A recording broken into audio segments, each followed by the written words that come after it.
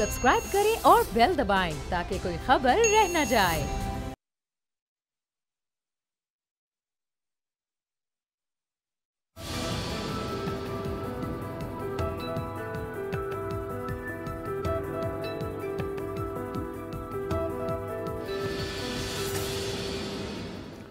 अस्सलाम वालेकुम व्यूअर्स, मैं हूं आपके साथ अमीर अब्बास और आप देख रहे हैं तब्दीली। इमरान खान साहब बहुत अहम दौरे पर गुज़श्ता बरस सितंबर 2018 में जब अक़वाम मुत्तहिदा की जनरल असम्बली का इजलास हुआ तो उसमें इमरान खान साहब ने शिरकत नहीं की थी बतौर वज़ीर आज़म। ये उनका अक़वाम मुत्तहिदा की जनरल असम्बली जो कि हर साल सितंबर में जिसका इनेकाद होता है उसमें इमरान खान साहब का बतौर वज़ीर आज़म ये पहला दौरा है। और इसी पहले दौरे में इमरान खान साहब के लिए सबसे बड़ा चैलेंज वो कश्मीर की सूरत हाल जो 5 अगस्त से हमारे और दुनिया के सामने है। और ख़ुद इमरान खान साहब ने कल जो प्रेस कॉन्फ्रेंस की जिसमें मलिया लोधी और शाह महमूद कुरैशी उनके साथ थे, उस प्रेस कॉन्फ्रेंस में उन्होंने बताया कि मेरा न्यूयॉर्क आने का जो मकसद है वो मकसद सिर्फ ये है कि मैं दुनिया को बावर करवाना चाहता हूँ कि कश्मीर के अंदर क्या जुल्म ढाया जा रहा है। मैं दुनिया को बताना चाहता हूँ कि मोदी RSS और BJP की जो जहनीत है, जो फनेटिसिज्म कूट कूट के भरा हुआ है इनके अंदर, वो किस तरह से इस पूरे खत्ते को डिस्टेबलाइज कर रहा है। इमरान खान साहब से कल जो सवालात किए गए उन्होंने बड़ी तफसील से उनके जवाब दिए। मैं चाहूँगा प्रोग्राम में आज उन सवालों और उनके जवाबात को ज़रा डिस्कस करते हैं। ह्यूमन राइट्स ऑर्गेनाइजेशंस क्यों, जानते हुए भी कि कश्मीर में क्या कुछ हो रहा है, वो क्यों इंटरवीन नहीं कर पा रही हैं या वो क्यों अपना किरदार अदा नहीं कर पा रही हैं? ये सवाल जब हुआ इमरान खान साहब से, इसका उन्होंने क्या जवाब दिया, दिखाएं सर। मुझे याद नहीं पड़ता कि हमारे सक्सेसिव रिजीम्स में या नियर पास्ट में कभी किसी पाकिस्तानी हुक्मरान ने इतने कैटेगोरिकली विदाउट मिंसिंग वर्ड्स और वेस्ट को आईना दिखाते हुए उन्हीं के लहजे में कि अगर आपके 80 लाख लोग इस तरह से अंडर सीज हों या अंडर कर्फ्यू हों 50 दिन से, तो क्या फिर भी आपका यही रद्द-ए-अमल होगा? 80 लाख अमरीकी तो छोड़ दें, उन्होंने कहा कि अगर 8 अमरीकी भी अगर इस तरह अंडर कर्फ्यू हों तो क्या आप सिर्फ बयानात देते रहेंगे? ये बहुत बड़ी स्टेटमेंट इमरान खान साहब ने न्यूयॉर्क में बैठ के दी। मेरे साथ जो 3 मोतबर शख्सियात मौजूद हैं, हुमा बकाई साहिबा कराची से हमें ज्वाइन कर रही हैं, इंटरनेशनल अफेयर्स की एक्सपर्ट हैं, बहुत शुक्रिया आपका। राना मुबशिर साहब पाकिस्तान के सीनियर सहाफ़ी, एंकर पर्सन, ना सिर्फ पाकिस्तान बल्कि बाहर अमरीका में भी जर्नलिज्म के साथ मुंसलिक रहे हैं और ये दौरा कितना इंपॉर्टेंट हो सकता है, राना साहब से बात करेंगे। आपका बहुत शुक्रिया। ब्रिगेडियर रिटायर्ड गजनफर अली साहब सियासी और दिफाई तज्ज़िया निगार हमें ज्वाइन कर रहे हैं लाहौर से। ब्रिगेडियर साहब आपका भी बहुत शुक्रिया। राना साहब, न्यूयॉर्क में बैठ के कहना कि अगर आपके लोग इस तरह से अंडर सीज हों, आपके अगर 80 लाख लोग कर्फ्यू में हों, क्या फिर भी आप गुडी गुडी स्टेटमेंट्स दे रहे होंगे? मेरे ख्याल में जो काम कर गए इमरान खान साहब उसको जितना अप्रिशिएट किया जाए कम है, क्योंकि अगर कोई मिलिट्री डिक्टेटर भी होता ना आपका इस वक्त हुक्मरान, तो वो भी इन अल्फाज में वहाँ पे आपका केस प्लीड ना करता।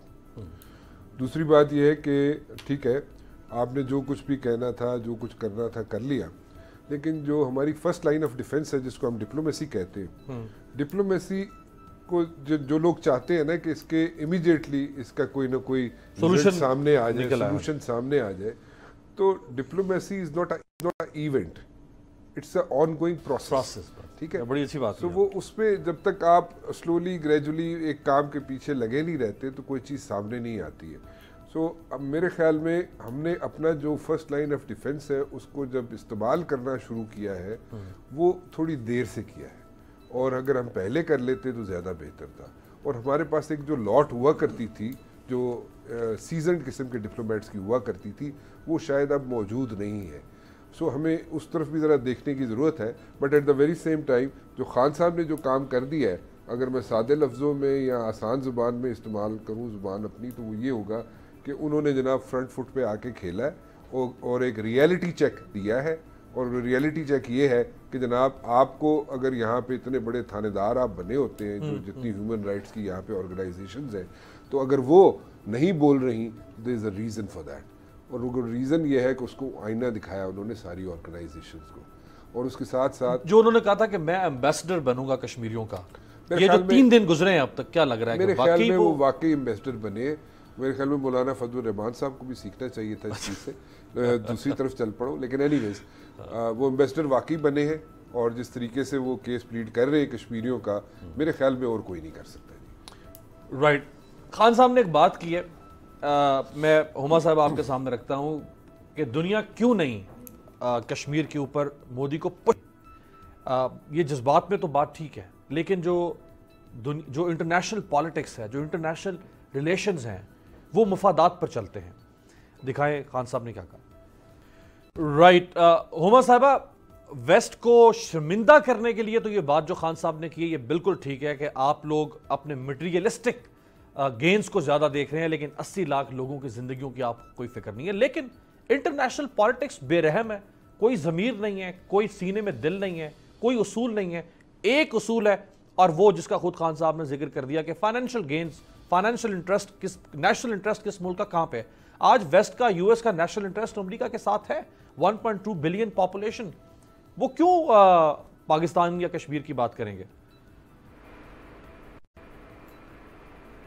دیکھیے، بات یہ ہے کہ یہ جو باتیں ہم ایک دوسرے سے خاموشی سے کیا کرتے تھے یا ڈرائنگ رومز میں کیا کرتے تھے، وہ بات عمران خان صاحب نے کھلے بندوں ان لوگوں کے بیچ میں بیٹھ کے کہہ دیے۔ اس میں سے کوئی بھی بات نئی نہیں ہے یا کوئی بھی بات ایسی نہیں ہے جس کا مجھے یا آپ کو خبر نہیں ہے، لیکن بات یہ ہے کہ میرا خیال ہے کہ بہت کم لیڈرز میں، بالخصوص جب آپ پوزیشن آف ویکنس میں ہوں، میں اتنی ہمت ہوتی ہے کہ یہ بات کر پائیں۔ پاکستان کشمیر کا مقدمہ پوزیشن آف ویکنس سے لڑ رہا ہے۔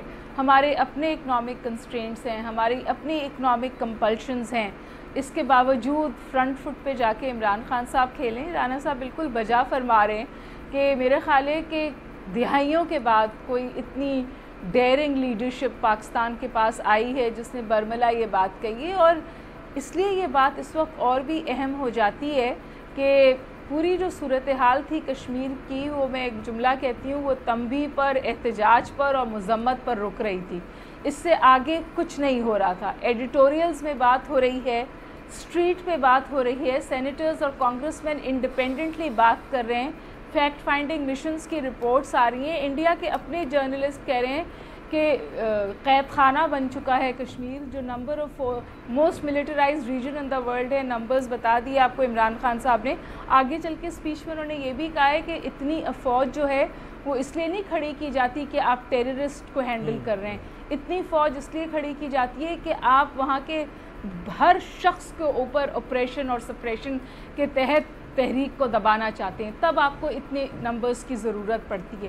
تو یہ باتیں ادھر ادھر تو ہوتی تھیں، انہوں نے ایک تو ان باتوں کو جوڑ دیا اور پھر ان فورمز پہ کہہ دیا جہاں پہلے ہمیں اس طرح کی بات سننے میں نہیں آتی تھی۔ دو لوگوں نے بہت کھل کر اس حوالے سے بات کی ہے، اردوغان صاحب نے کی اور اس کے بعد بہت کھل کر عمران خان صاحب نے خود کی، اور پھر انہوں نے اس کو جوڑ دیا۔ جو میرے خیال میں اہم ڈیولپمنٹ ہے وہ یہ ہے کہ انہوں نے اس کو جوڑا ہے مسلم فوبیا سے، انہوں نے جوڑا ہے اس بات سے کہ اگر آپ کشمیر کے مسلمانوں پر آپ یہ کہہ رہی ہیں کہ جو پہلے لیڈرشپ جاتی تھی، ظاہری بات ہے پاکستان میں سے جس دنیا بھر سے حکمران آتے ہیں، پاکستان سے بھی حکمران جاتے ہیں، لیکن پہلے بڑے ڈر کے بات کرتے تھے، سہم کے بات کرتے تھے، کھل کے بات نہیں کرتے تھے، ترجمانی نہیں کرتے۔ اب ہوئی ہے ڈر کے بھی بات کرتے تھے۔ میرا خیال ہے کشمیر کا فوکس نہیں ہوتا تھا، ایک باکس تھا جو ٹک کیا جاتا تھا، 5ویں 6ٹھے نمبر پر اس کا ذکر آتا تھا، اس لیے کہ وہ ذکر اس لیے نہیں کیا جاتا تھا کہ انٹرنیشنل کمیونٹی اس کو کس طرح ایکسیپٹ کرے گی یا انٹرنیشنل کمیونٹی کو بتایا جائے، ذکر اس لیے کیا جاتا تھا کہ واپس آ کر جوتے نہ پڑے کہ کشمیر کی بات نہیں کی یونائٹڈ نیشنز میں۔ اس فوکس سے کشمیر کے حوالے سے بات ہوتی تھی، اور جو پچھلے سال کی اسپیچ تھی وہ اٹھا کے ٹویٹ کی جاتی تھی اور اسی کو آپ ریڈ کر دیا کرتی تھی ہماری لیڈرشپ۔ اس وقت آئی تھنک عمران خان صاحب had an independent narrative, independent leader کا نیریٹو تھا ایک سوورن اسٹیٹ کا، اس طرح سے میں اس کو دیکھتی ہوں۔ اس سے پہلے تو ایک لکھی ہوئی اسپیچ ہوتی تھی جس کو آگے پیچھے کر کے دوبارہ پڑھ دیا جاتا تھا، اور کبھی انٹرنیشنل کنزمپشن کے لیے اسپیچ ہی نہیں ہوئی۔ کشمیر کا ذکر اس لیے ہوتا تھا کہ واپس آ کے لوگ یہ نہ کہے کہ آپ نے یونائٹڈ نیشنز میں کشمیر کی بات نہیں۔ ایک اگر آپ مجھے بتائیں، پھر میں بریگیڈیئر صاحب کے پاس جاؤں، کہ کل جو پرائم منسٹر نے کو 2 درجن سے زائد جرنلسٹ تھے اور سارے انٹرنیشنل اور بڑے مزے ہوئے جرنلسٹ تھے، ایک بڑی کینڈڈ قسم کی پریس کانفرنس کی، 1 گھنٹے کی تقریباً پریس کانفرنس۔ ماضی میں کتنے حکمران ہمیں ایسے نظر آئے ہیں کہ وہ انٹرنیشنل جرنلسٹ کے سامنے نیو یارک میں بیٹھ کے UN سیشن کے موقع کے اوپر اس طرح اپنے آپ کو ان کے سامنے رکھ دیں؟ دیکھیے، یہ بات تو میں نے اس وقت بھی کہی تھی جب عمران خان صاحب واشنگٹن تشریف لے گئے تھے، کہ بہت عرصے سے جو پاکستان کا نیریٹو تھا یا جو پاکستان کا پوائنٹ آف ویو تھا وہ فیکٹر ان نہیں ہو رہا تھا۔ تو جب عمران خان صاحب نے واشنگٹن میں بات کی تھی یا وائٹ ہاؤس میں بات کی تھی یا میڈیا کے ساتھ انٹریکشن کیا تھا، perhaps for the first time جو پاکستان کا پوائنٹ آف ویو تھا، پاکستان کا نیریٹو تھا، وہ کوٹ ہوا تھا، وہ فیکٹر ان ہوا تھا. وہ مومنٹم جو واشنگٹن میں بلڈ ہوا تھا وہ ہم اس میں نیو یارک میں اس کی کنٹینیوٹی دیکھتے ہیں. واحد فرق یہ ہے کہ واشنگٹن میں مجھے عمران خان صاحب پر امید نظر آئے تھے، نیو یارک میں مجھے عمران خان صاحب فرسٹریٹڈ نظر آ رہے ہیں، اور اس فرسٹریشن کا انہوں نے اظہار بھی کیا ہے. وہ انٹرنیشنل کمیونٹی کو پرو ایکٹیو نہیں دیکھ رہے، وہ انٹرنیشنل کمیونٹی کو مودی کو ریسٹرینٹ کرتا ہوا نہیں دیکھ رہے، اور وہ فرسٹریشن اب ان کی بات چیت میں نظر آ رہی. رائٹ. بریگیڈیئر صاحب، ایک بڑا اہم سوال کل پریس کانفرنس میں ہوا خان صاحب سے. یہ سوال ہم سب کے ذہنوں میں ہے کہ 5 اگست سے بڑے بھرپور طریقے سے پرائم منسٹر نے اپنے ٹویٹر کے ذریعے سے، جس کو آپ ڈپلومیسی کہتے ہیں، شاہ محمود قریشی صاحب نے ٹیلی فون کالز کی، دنیا بھر میں مختلف لیڈرز کو، انٹرنیشنل میڈیا کو انگیج کیا، لیکن دنیا نے بات نہیں سنی ہماری. اب ہمارے پاس کیا آپشن ہے؟ یہ سوال جب خان صاحب سے کیا گیا، اس کا جواب کیا تھا، یہ ذرا دیکھیں. رائٹ. بریگیڈیئر صاحب، اگرچہ اب ہمارا میڈیا پرووکیٹو نہیں ہے جس طرح انڈین میڈیا پرووکیٹو ہے کہ ہم کہیں خان صاحب آپ لڑ کیوں نہیں رہے، جنگ کیوں نہیں کر رہے، چڑھائی کیوں نہیں کر رہے، لیکن جنگ کا جو ایک ڈیٹیرنس کا ایک خوف ہوتا ہے کہ جی جنگ اگر ہو گئی تو یعنی بھارت کی طرف سے کہ پتہ نہیں کیا ہوگا، خان صاحب نے اس کو اب رول آؤٹ کر دیا ہے. اور ادر سائڈ یہ بھی ایک فیکٹ ہے پچھلے 1.5 مہینے سے کہ انڈیا کے کانوں پر جوں تک نہیں رینگی، بھلے ہم نے جتنی کالز کر دی، بھلے ہم نے UN میں جا کے جتنا شور مچا دیا، اب نہ جنگ ہم کر رہے ہیں اور نہ ہی انڈیا کے اوپر کسی قسم کا کوئی اثر ہو رہا ہے.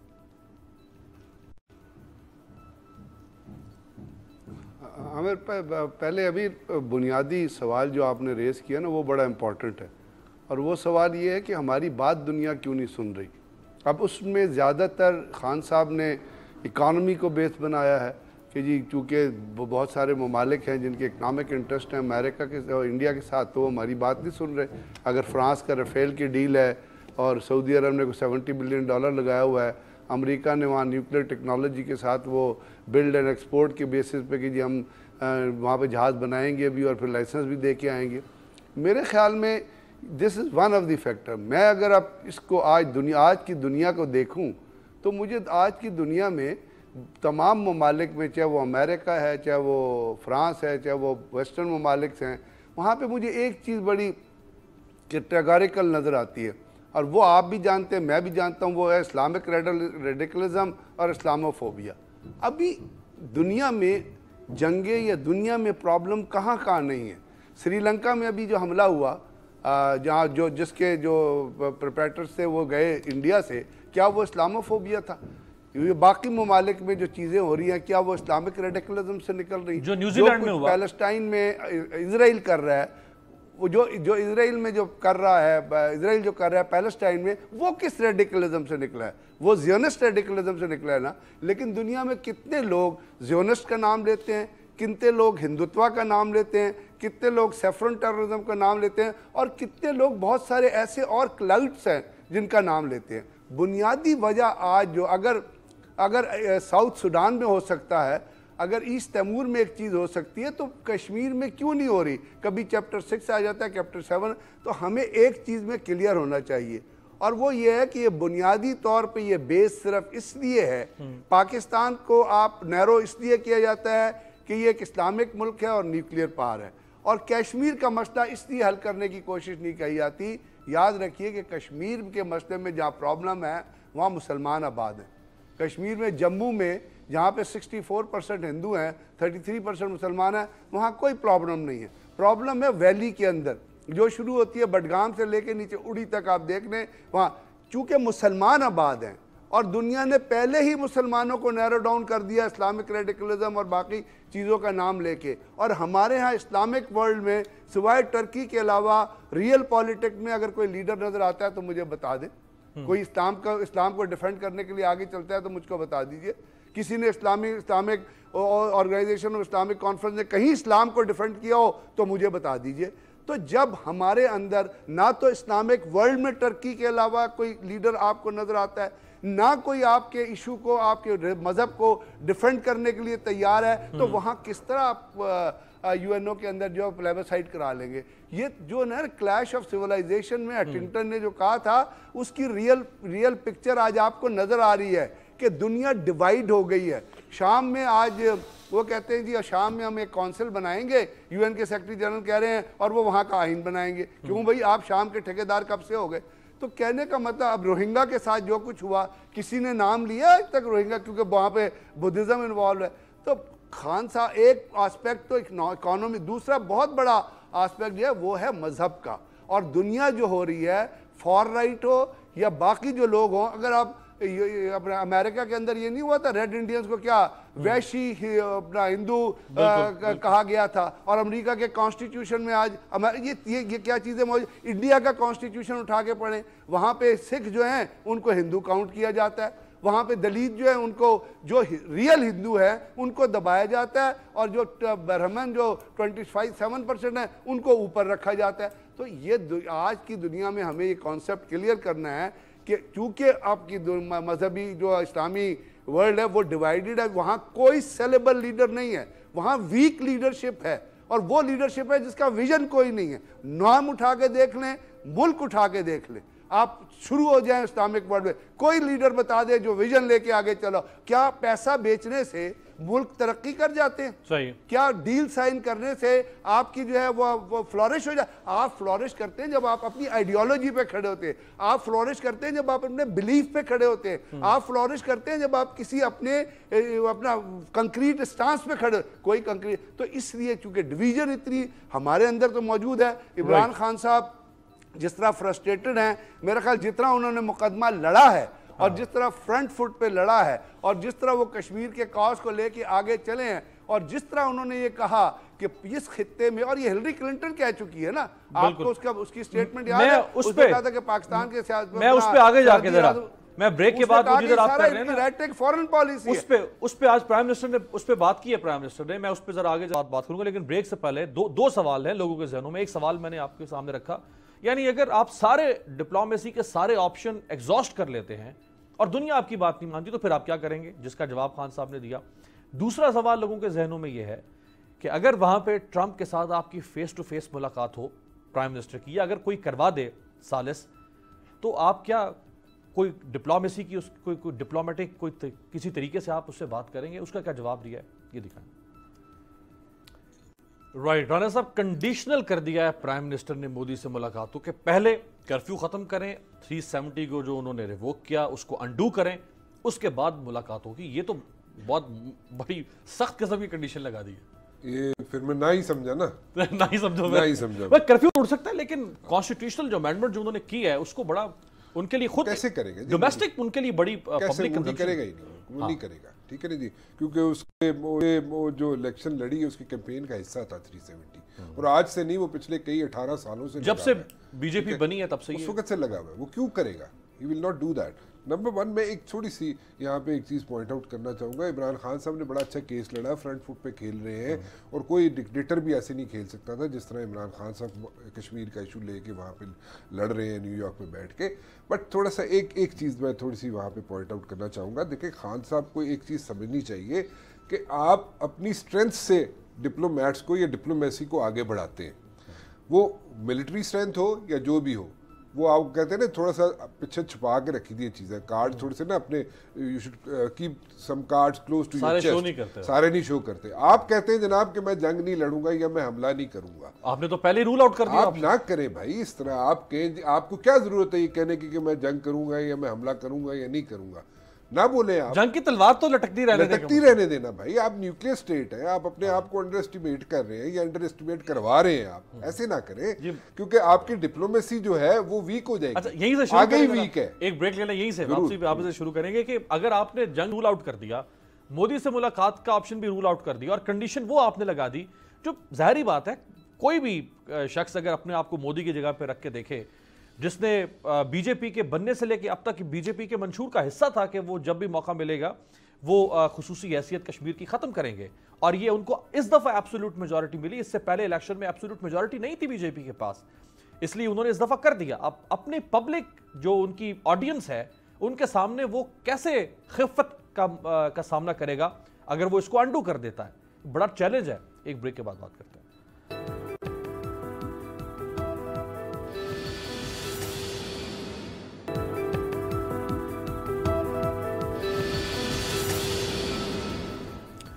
ब्रेक के बाद खुश आमदीद। राना साहब, इकोनॉमी में तो इंटरेस्ट है दुनिया की, इंडिया में 1.25 अरब की आबादी है, इसके अलावा क्या लालच दिया है इंडिया ने दुनिया को कि इकोनॉमी से हटके भी दुनिया इतनी ऑब्लाइज हो चुकी है इंडिया के सामने कि वो इंडिया का नैरेटिव बाय कर रही है? वैसे इंडिया की अपनी इकोनॉमी जो है ना, मेरी आती रही है आजकल, तो इसलिए इतनी अच्छी इकोनॉमी नहीं है उसकी, सो गड़बड़ है। सो वो जो ये परसेप्शन बना हुआ ना कि इंडिया की इकोनॉमी बड़ी अच्छी है। आप तो भी ऑन जॉब साफी है ना, आप जॉबलेस साफियों से मिसाल।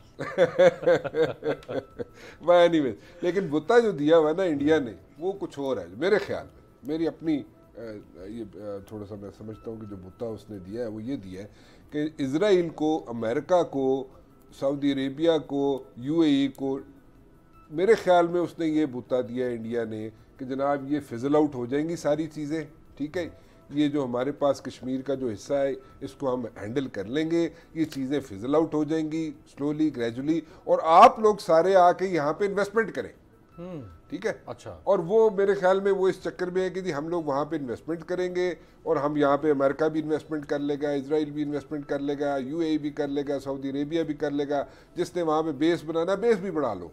मेरे ख्याल में मूडी ने ये सौदा बेचा हुआ है उन लोगों को, और जिसकी वजह से हमारा मुद्दा जो है बिक नहीं। चूंकि इन्वेस्टमेंट अपॉर्चुनिटी तो है वहाँ पे, इन्वेस्टमेंट हुई नहीं कभी, मैसिव इन्वेस्टमेंट हुई कोई नहीं। वो देख कहेंगे जी ए लो जमीन पे ही जे इतने इन्वेस्टमेंट कर लो तुसी, वो सारे इन्वेस्टमेंट करने के लिए तैयार हो जाएंगे। फिर आपको जनाब को बेस बनाना है तो वो इंडिया कहेगा हाँ जी बेस भी बना लो, चलो बना लो, ठीक है। क्योंकि इंडिया को असर्ट करवाना है ना रीजन में, अमेरिका ने इंडिया को असर्ट करवाना है रीजन में, एक सुपर पावर बनवाने की कोशिश कर रहे हैं, चीन के मुकाबले में खड़ा करना है। ये तो डॉक्टर साहब अगर से पूछे ना जी, डॉक्टर साहब का बड़ा अच्छा एनालिसिस है उसमें कि चाइना कहाँ पे खड़ा है, क्या अमेरिका जो है चाइना को नाराज भी करेगा कि नहीं करेगा। ब्रेक में मुझे राणा साहब बता रहे थे कि इन्होंने आपके इस पे जो थॉट्स हैं वो पढ़े हैं कहीं पे कि इस वक्त चीन कश्मीर के मसले पे कहाँ खड़ा है, हमारे साथ है, न्यूट्रल है, इंडिया के साथ है, किसके साथ है? दो बातें करना चाहूँगी। जो बात राना साहब ने कही उसको भी आगे बढ़ा देते, लेकिन उससे ज़्यादा अहम बात आपने अभी किया कि पाकिस्तान के पास क्या ऑप्शन है और इमरान खान साहब क्यों फ्रस्ट्रेटेड हैं, अगर वॉर टेबल पर नहीं है तो हमारे पास क्या ऑप्शन है। एक्चुअली हम वॉर को टेबल पर से हटा नहीं सकते, क्योंकि इस एक्शन के बाद जो इंडिया से स्टेटमेंट्स आए हैं बिलखुसूस आज़ाद कश्मीर और गिलगित बल्तिस्तान के हवाले से, वो मेरा ख्याल है पाकिस्तान के लिए ज़बरदस्त रेड फ्लैग है।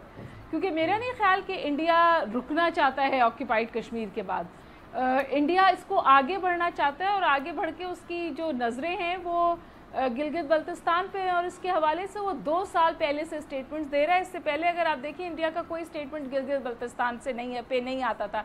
इसीलिए इस पूरी सूरत हाल को मैं समझती हूँ कि हमें चीन से जोड़ना पड़ेगा, क्योंकि जो मिडल ईस्टर्न पॉलिटिक्स है और उसके बाद चीन ने जिस तरह ईरान में इन्वेस्टमेंट का उस वक्त ऐलान किया है जब अमेरिका ने ईरान पर सैंक्शंस का ऐलान किया है, तो इस वक्त अगर ईरान और वहाँ पे चीनी फौजी अपने इन्वेस्टमेंट्स की हिफाजत करेंगे, तो इस वक्त अगर ईरान पे एक्चुअली कोई स्ट्राइक होती है तो उस स्ट्राइक में समझिए अमेरिका चीन के इंटरेस्ट पे हमला करेगा। गिलगित बल्तिस्तान पे भी जो हमला है वो चीन के इंटरेस्ट पर इन सम वेज हमला है, क्योंकि वहाँ चीनी इन्वेस्टमेंट है जो पाकिस्तान के साथ किया गया है। इसीलिए जो एक अहम बात जो एक पाकिस्तान की लेवरेज बन रही है वो ये बन रही है कि इमरान खान साहब से कहा गया है कि वो सालिसी का किरदार अदा करें between Saudi Arabia and Iran, और इसलिए जो माशी फ़ायदा तो अपनी जगह, लेकिन जो दूसरा फैज़ और दूसरी अहमियत इंडिया की बनी हुई है जिसका उसने फ़ायदा उठाया है, वो सर्द जंग है जो इस वक्त समझिए खुल गई है अमेरिका और चाइना के बीच में, और वो खुली है साउथ एशिया में, हमारे खित्ते में। अगर आप इजाज़त दें तो मैं एक सवाल कर लूँ डॉक्टर साहब से, तो फिर डॉक्टर साहब पाकिस्तान के साथ चाइना चलेगा नहीं चलेगा, या अभी उसको डिसीजन लेने में कोई टाइम लगेगा? मेरा ख्याल है डिसीजन चाइना से ज़्यादा पाकिस्तान को लेना है। अच्छा। क्योंकि पाकिस्तान ने बीच में अपने आप को थोड़ा सा चाइना से डिस्टेंस किया और वाशिंगटन को कल्टिवेट किया, माशी मसाइल थे, दूसरी चीज़ें थी। लेकिन अगर हम और मुल्कों की मिसाल देखें, चाइना ऐसा मुल्क है जो इंडिया के साथ बखूबी चलता है, बावजूद इसके कि इंडिया वाशिंगटन कैंप में है। इस वक्त जब मैं आपसे बात कर रही हूँ, उनका 7th स्ट्रैटेजिक डायलॉग ट्रेड पर खुला हुआ है। इस वक्त बातचीत होने जा रही है चाइना और इंडिया की। Second largest trading partners in the world हैं। चाइना आपको अपनी डिप्लोमेसी में फ्लेक्सिबिलिटी की इजाज़त देता है, उसका फ़ायदा उठाते हुए हमें ये फैसला करना है कि जियो इकनॉमिकली हम चाइना के साथ हैं और जियो पोलिटिकली हम यूएस के साथ हैं, लेकिन शायद जियो पोलिटिकल फ्रंट पे भी चाइना ही हमें बेल आउट करेगा, क्योंकि इस वक्त जो नई डेवलपमेंट हुई है वो ये हुई है कि जो तालिबान का डेलीगेशन है वो चीन चला गया है पीस प्रोसेस को रिवाइव कराने के लिए। तो ऑल्टरनेट ग्लोबल लीडर मेरे और आपके सामने इमर्ज हो रहा है। अब हमें देखना है कि हम अपनी डिप्लोमेसी इसमें कैसे आगे लेके लेकिन जिसको P5+1 कहते हैं हुमा साहबा, उसमें चीन जारी बात है शामिल है। सिर्फ एक चीन ही है जो पाकिस्तान के साथ इस कश्मीर के मसले पे है, लेकिन उस तरह से प्रेशर एक्सर्ट करता हुआ चीन नजर नहीं आ रहा। देखिए, चीन इसी तरह कभी भी ओपन डिप्लोमेसी पे नहीं जाता, हेड ऑन नहीं जाता। चीन क्वाइट डिप्लोमेसी इख्तियार करता है, और आपको ये भी समझना चाहिए कि चीन के जो बहुत सारे माशी मफादात हैं वो वाशिंगटन के साथ भी जुड़े हुए हैं। वो वाशिंगटन के साथ इस वक्त ट्रेड वॉर में है, और सिर्फ ईरान के मुद्दे पर इस वक्त चीन खुलकर मुकाबिल खड़ा हुआ है वाशिंगटन के। अगर इंडिया मिलिट्री एडवेंचरिज्म करता है पाकिस्तान के हवाले से आज़ाद कश्मीर में या गिलगित बल्तिस्तान में, तो मेरा ज़ाती ख्याल ये है कि चीन खुलकर आपके सामने आएगा। लेकिन उससे भी ज़्यादा अहम बात ये है कि ये बात इस नहज तक पहुंचनी नहीं चाहिए। इसी बात की बार बार इमरान खान साहब इशारा करते हैं कि अगर ये सूरत हाल कंट्रोल नहीं हुई तो पाकिस्तान चाहते हुए भी सकिन होगा एक्टिव कॉन्फ्लिक्ट पे ईस्टर्न वॉर में। देखिए, वो तो फिर सोवरेनिटी की और पाकिस्तान की बका की बात होगी। अगर इंडिया अपने एक्सपेंशनिज्म में, इस जंगी जनून में कश्मीर से तवज्जो हटाने के लिए अपनी खिलवाड़ ईस्टर्न बॉर्डर पर बढ़ाता है, तो पाकिस्तान जवाब देने के अलावा बचाइए और क्या ऑप्शन है। आपके पास ब्रिगेडियर साहब बैठे, हम ना चाहते हुए भी इस जंग का हिस्सा बनेंगे। राइट। एक फर्क मैंने महसूस किया है डोनाल्ड ट्रंप साहब की स्टेटमेंट के अंदर। ब्रिगेडियर साहब, मैं वो आपके सामने रखता हूं कि जब ह्यूस्टन में मोदी के साथ स्टेज पर ट्रंप मौजूद थे तो उन्होंने इस्लामिक एक्सट्रीमिज्म के ऊपर बड़ी ऑफेंसिव किस्म की स्टेटमेंट दी, और उनकी मौजूदगी में नाम लिए बगैर नरेंद्र मोदी ने पाकिस्तान के ऊपर एक सख्त किस्म का हमला किया। लेकिन उसके बाद जब प्राइम मिनिस्टर इमरान खान साहब से मोदी की मुलाकात हुई, डोनाल्ड ट्रंप की मुलाकात हुई, जॉइंट प्रेस कॉन्फ्रेंस हुई, और उसके बाद अगले दिन यानी कल ट्रंप की मोदी के साथ जॉइंट प्रेस कॉन्फ्रेंस थी मुलाकात के बाद, तो उसमें इंडियन जो जर्नलिस्ट थे उन्होंने दो सवाल किए ट्रंप से पाकिस्तान के खिलाफ, यानी वो चाहते थे कि ट्रंप कोई ऐसी स्टेटमेंट दें जो उनके लिए बड़ी न्यूज़ वर्दी हो। वो दो सवाल क्या थे, उसका जवाब बड़े मुहतात तरीके से दिया डोनाल्ड ट्रंप ने। यानी एक दिन पहले वो इतने गैर मुहतात बयान दे रहे हैं, और ठीक एक दिन के बाद बीच में फ़र्क सिर्फ ये है कि प्राइम मिनिस्टर इमरान खान से उनकी मुलाकात हुई है। दिखाएं सर। राइट ब्रिगेडियर साहब, बड़े हार्ड हिटिंग क्वेश्चंस थे दोनों। ये इमरान खान साहब से पहले के ट्रंप और इमरान खान साहब से मिलने के बाद के ट्रंप में थोड़ा फर्क नजर आ रहा है, मुहतात हैं ट्रंप। अभी पहले तो एक छोटी सी बात अर्ज कर दूं, जो डॉक्टर साहब बात कर रही थी उस रेफरेंस में, कि इंडिया ने जो पिछले ख़ास तौर पर पिछले कोई तीन जो चीफ आर्मी स्टाफ रहे हैं, उनके इंडियन चीफ आर्मी स्टाफ जो है, उनके ज़माने में जो उन्होंने कैपेबिलिटी डेवलप की है, उसमें बेसिकली उनका जो एम्फेसिस है वो मोबिलाइजेशन पे है। यानी वो जो उनकी स्ट्रैटेजी में वो ये चाहते हैं कि हम 3-4 फ्रंट पे ऐसे छोटे छोटे फ्रंट खोलें जिसके अंदर एक इंटीग्रेटेड ग्रुप को इस्तेमाल करें, और वो इंटीग्रेटेड ग्रुप में आर्मर भी हो, इन्फेंट्री भी हो और बाकी एलिमेंट्स भी हो, और जहाँ से सक्सेस मिले उसको एक्सप्लॉइट करें। यानी आप बॉर्डर के अपना शॉर्ट ऑफ न्यूक्लियर थ्रेशोल्ड रहते हुए आप बॉर्डर के अंदर जहाँ होता है वहाँ अपनी मेन फोर्सेस पंप इन करें, जिसको कोल्ड स्ट्राइक डॉक्ट्रिन कहा गया। अब पाकिस्तान ने उसके जवाब में क्या किया, आपने short range tactical weapons develop किए जिनकी रेंज जो है 200 से लेकर 300 किलोमीटर्स तक थी, और वो पाकिस्तान के पास मौजूद है। अब इस सिनेरियो में जब आप देखेंगे तो आपको जो लाइकली जो फ्यूचर में अगर आप लाइन ऑफ कंट्रोल पे देखेंगे तो वो जो बैटल फ्रंट या जिस जगह पे एम्फेसिस करना पड़ेगा वो गिलगित बल्तिस्तान की तरफ नहीं होगा, क्योंकि गिलगित बल्तिस्तान का जो टेरेन है और इस तरह मौजूद है वो बड़ा, तो उसके लिए अगर इंडिया कुछ करता तो वो माउंटेन डिवीजन्स को डेवलप करता।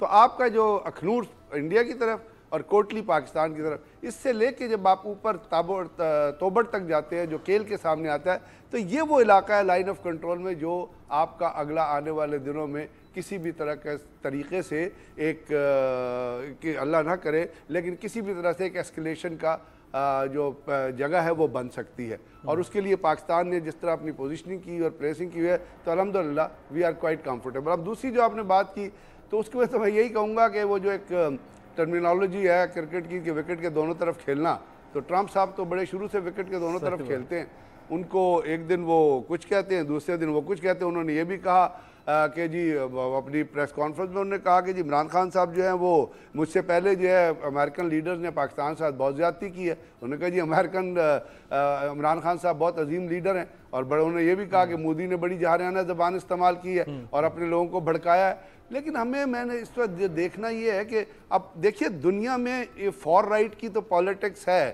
اب مودی کیا کرتا ہے اپنے ملک میں جو ہندوتوا کی بات کرتا ہے، باہر جا کے وہ اکنامکس کا اور جیو اکنامکس کا اور ٹریڈ کا اور بزنس کا جو ہے وہ چورن وہ اس طرح اپنا جو ہے وہ ایک طرف کا فرق کرتے ہیں، لیکن وہی ہیں جو نارتھ کوریا جا کے نیگوسیشن بھی کرتے ہیں، ان کو کال آف بھی کرتے ہیں۔ تو یہ جو ڈیپینڈیبلٹی جو آپ کو نظر آ رہی تھی ٹرمپ صاحب، وہ ابھی جب انہوں نے دیکھیے کتنی بڑی گیم انہوں نے اپنی طرف سے کھیلی کہ کہتے ہیں کہ جی میں ثالثی کروں گا، ساتھ ہی کہتے ہیں اگر دونوں راضی ہو، اور ہی نوز ویری ویل، ان کو بریف کیا گیا ہوگا، اور یہ بریفنگ جو ہوتی ہے ان کی ہر میٹنگ سے پہلے ان کا ایک حصہ ہے، اس میں پریس بریفنگ بھی ہوتی ہے، اس میں انٹیلیجنس بریفنگ بھی ہوتی ہے۔ انہوں نے کہا کہ جی انڈیا نہیں مانے گا کسی قسم کی ثالثی پہ، تو انہوں نے ثالثی کی پیشکش کیوں کی؟ اگر تو ثالثی کی پیشکش کرنی تو پہلے کہتے ہیں کہ جی میں نے انڈیا سے بات کی ہے، they are ready to talk to Pakistan. تو یہ چیزیں انکانسیکوینشل ہیں جو ٹرمپ میری نظر میں، اگر ٹرمپ صاحب کو کچھ کرنا ہے، اگر کچھ آج کل ہونا ہے، تو وہ یونائٹڈ نیشنز کی جنرل اسمبلی کی طرف سے جہاں عمران خان صاحب تقریر کریں گے،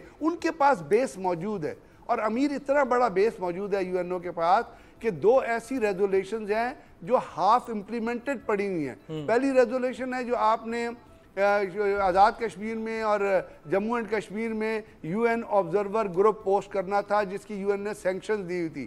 پاکستان نے اس گروپ کو اڈاپٹ کر لیا، انڈیا نے آج تک اس گروپ کو ایک دفعہ گیا تھا سری نگر سے آگے نہیں جانے دیا۔ دوسری چیز یہ پلیبسسائٹ کمشنر کی 1951 میں پلیبسسائٹ کمشنر اپوائنٹ ہو چکا، تو اب اس کو ہم کیوں نہیں پرسو کرتے ہیں؟ اور یہ دونوں کو آپ کہہ رہے ہیں کہ ٹریگر کرنا چاہیے جو ہاف امپلیمنٹڈ ہو چکی ہیں۔ یہ کیسے ہو سکتا ہے کہ عمران خان صاحب کسی بھی علاقے میں خطے میں موجود ہوں، پاکستان یا پاکستان سے باہر، اور ان کو کرپشن کے اوپر بات کرنے کا موقع ملے اور وہ بات نہ کریں؟ یہ بھی کبھی نہیں ہوا میری ماضی کی یادداشت میں کہ پاکستان کے کسی حکمران نے نیو یارک میں بیٹھ کے دنیا کے طاقتور ملکوں کو ایک طرح سے تماچا رسید کیا ہو کہ غریب ملکوں کا پیسہ لوٹ کے آپ کے پاس جاتا ہے اور آپ لوگ اس پیسے کو روکنے کے لیے قانون سازی نہیں کرتے۔ جلدی سے دکھا دیں خان صاحب نے کیا کہا ہے۔ رانا صاحب باز دیا آئیں گے خان صاحب وہاں جا کے بھی گل تو ٹھیک کہہ رہے ہیں، یہ بھی جرت ہے کہ آپ طاقتور ملکوں کو کہہ رہے ہیں کہ بھئی آپ پیسہ کھاتے ہیں، اور آپ بیٹھے ہوئے نیو یارک میں، آپ بیٹھ کے یہ بات کر رہے ہیں جہاں پہ فلیٹس بھی ہیں، جہاں پہ فلیٹس بھی ہیں اور جہاں پہ لندن میں بھی فلیٹس ہیں۔ آن اے سیریس نوٹ گل ٹھیک کر رہے ہیں، گل غلط نہیں کر رہے خان صاحب، بٹ دا پوائنٹ از کہ دیکھیں ہر ملک میں، چاہے وہ ویسٹ ہو چاہے وہ یورپ ہو کہیں بھی ہو، وہاں پہ پیرلل اکانومی چلتی ہے، وائٹ منی کے ساتھ ساتھ بلیک منی بھی چل رہی ہوتی ہے، ٹھیک ہے۔ لیکن what they do is کہ بلیک منی والے کو اگر وہ لا بینڈ کر رہا ہے تو ٹھیک ہے، بریک نہیں کر رہا، بینڈ کر رہا ہے اگر لا تو ٹھیک ہے، تو they'll start looking the other way۔ لیکن جہاں پہ وہ لا بریک کرے گا نا بلیک اکانومی والا، تو پھر وہ اس کو پکڑ لیں گے، ٹھیک ہے۔ دس از ہاؤ اٹ ورکس۔ لیکن پاکستان میں جو خان صاحب نے دیا ہے سارا جو اسٹرکچر بنایا ہے، اس میں انہوں نے کہا جی کہ بلیک اکانومی چلے گی نہیں۔ میرے خیال میں ٹیئر وائز اگر چلتے ہیں خان صاحب، ٹیئر وائز چلتے ہیں تو حالات ڈیفرنٹ ہو جائیں۔ بہت بہت شکریہ تینوں مہمانوں کا، وقت ختم ہو گیا، آپ سے ملاقات ہوگی، رہے گا تبدیلی۔